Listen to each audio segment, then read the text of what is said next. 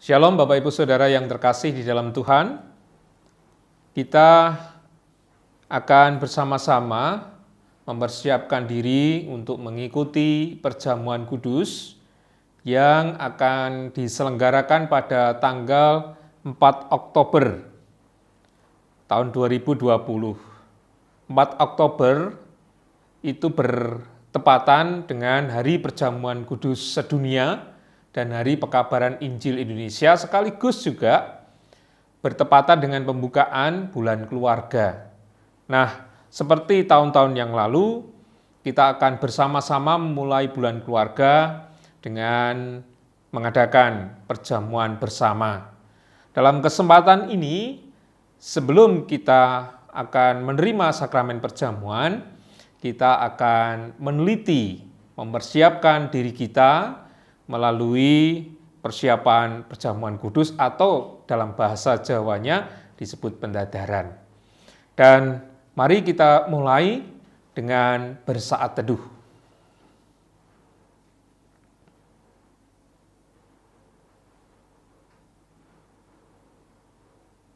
Bapa Surgawi, kami umat kepunyaan-Mu dipanggil untuk menerima sakramen perjamuan kudus kembali bersama dengan umat sedunia dalam rangka memperingati Hari Perjamuan Kudus Sedunia dan Hari Pekabaran Injil Indonesia.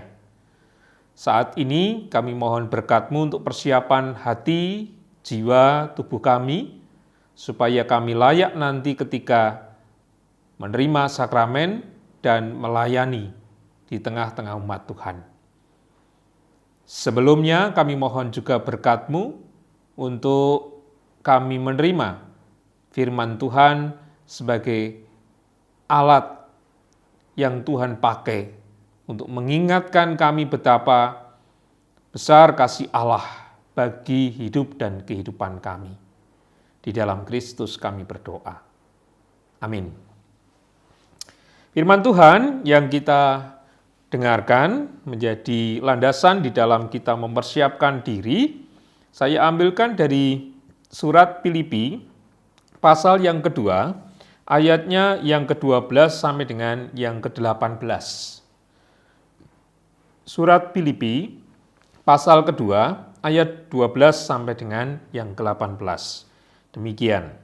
Hai saudara-saudaraku yang kekasih, kamu senantiasa taat. Karena itu, tetaplah kerjakan keselamatanmu dengan takut dan gentar. Bukan saja seperti waktu aku masih hadir, tetapi terlebih pula sekarang waktu aku tidak hadir. Karena Allah lah yang mengerjakan di dalam kamu baik kemauan maupun pekerjaan menurut kerelaannya.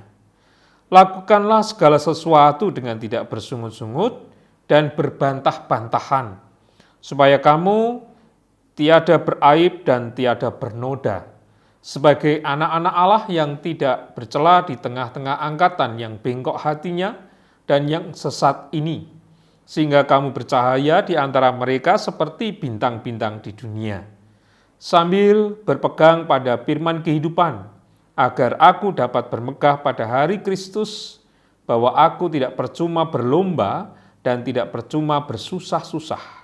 Tetapi sekalipun darahku dicurahkan pada korban dan ibadah imanmu, aku bersukacita dan aku bersukacita dengan kamu sekalian. Dan kamu juga harus bersukacita demikian dan bersukacitalah dengan aku.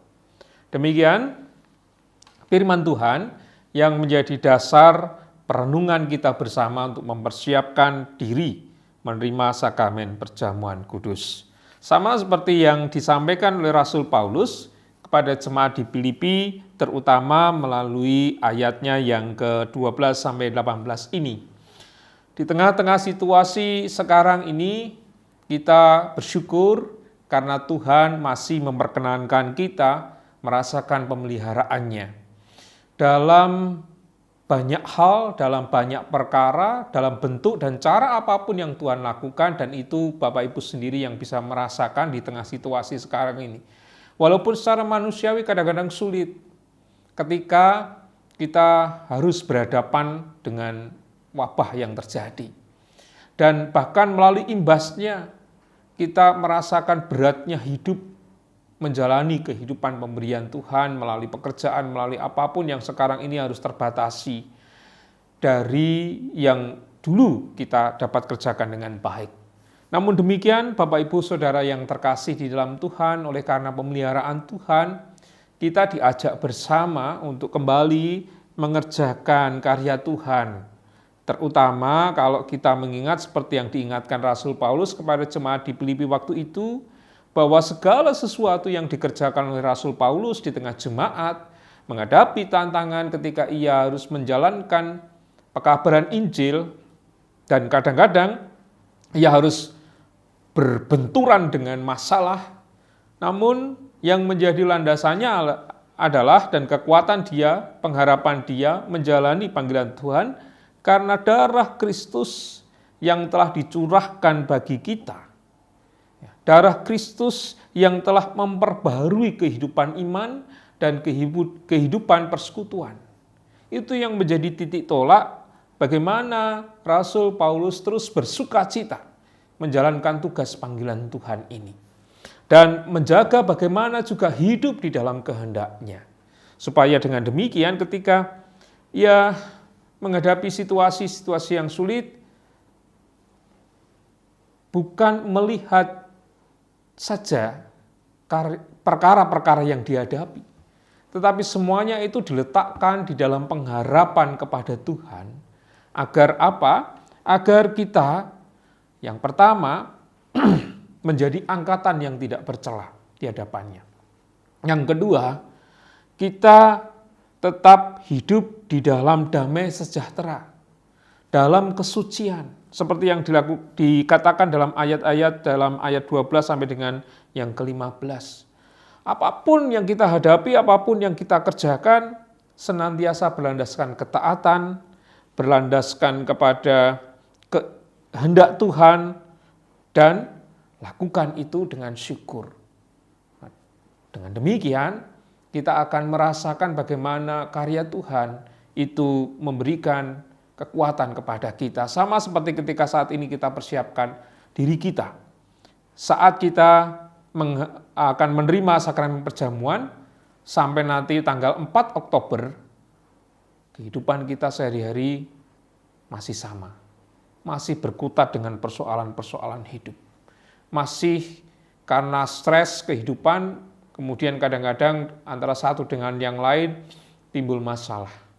Namun demikian, mari kita bersama-sama wujudkan kehidupan yang lebih baik, terutama mari kita bersama-sama mempersiapkan hati kita agar kita dimampukan untuk mengendalikan diri, dimampukan untuk tetap menjalankan tugas panggilan Tuhan, dimampukan dalam kesempurnaan yang sudah Tuhan berikan melalui darah anaknya.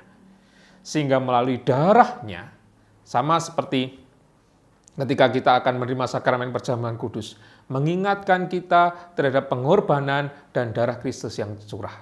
Itu akan membuat kita semakin dapat memahami bagaimana Allah memilih dan memberikan kekuatan kepada kita semua. Firman Tuhan menjadi kekuatan kita dan menjadi landasan ketika kita bersama-sama menerima sakramen perjamuan kudus. Amin. Bapak, Ibu, dan anak-anak yang sudah diperkenankan untuk mengikuti perjamuan kudus, kami persilahkan untuk sejenak kita hening, dan melalui tayangan ini, setelah kita hening sejenak, saya ingin berdoa bagi kita semua, supaya kita dipersiapkan dengan sungguh-sungguh oleh Tuhan, dan kita juga berusaha mempersiapkan dengan sungguh-sungguh, supaya perjamuan kudus yang kita akan adakan layak di hadapan Tuhan dan menjadi berkat bagi hidup dan kehidupan kita. Mari kita hening sejenak.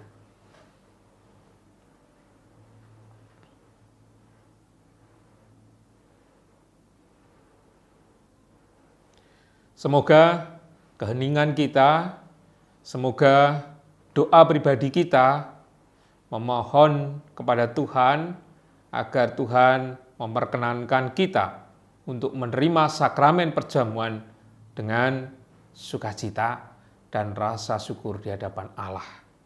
Mari kita berdoa. Bapa di dalam surga, inilah kami, umat-Mu yang Tuhan panggil kembali untuk mengadakan perjamuan kudus bersama dengan umat di dunia. Kami memperingati hari perjamuan kudus sedunia dan mengingatkan pula pekerjaan yang Tuhan berikan bagi kami untuk memberitakan kabar kesukaan. Mampukan kami melakukannya, agar selain kami layak untuk menerima sakramen perjamuan kudus pada tanggal 4 Oktober, kami pun dimampukan menjalankan tugas panggilan Tuhan. Kami menyerahkan hari-hari kami ke dalam tangan kuasa-Mu, karena kami sadar keterbatasan kami sadar bahwa kadangkala kami belum mampu mengendalikan diri kami dengan baik. Hanya oleh karena kasih dan kuasa Roh Kudus yang akan menuntun dan memampukan kami mempersiapkan diri sehingga layak di hadapan Tuhan menerima sakramen. Ampuni kekurangan, kesalahan yang kami lakukan saat ini ketika bersama-sama mempersiapkan diri. Dalam Kristus kami berdoa. Amin. Selamat mempersiapkan diri, kiranya kasih, pengorbanan Tuhan, dan berkat-Nya selalu menyertai kita semua. Amin.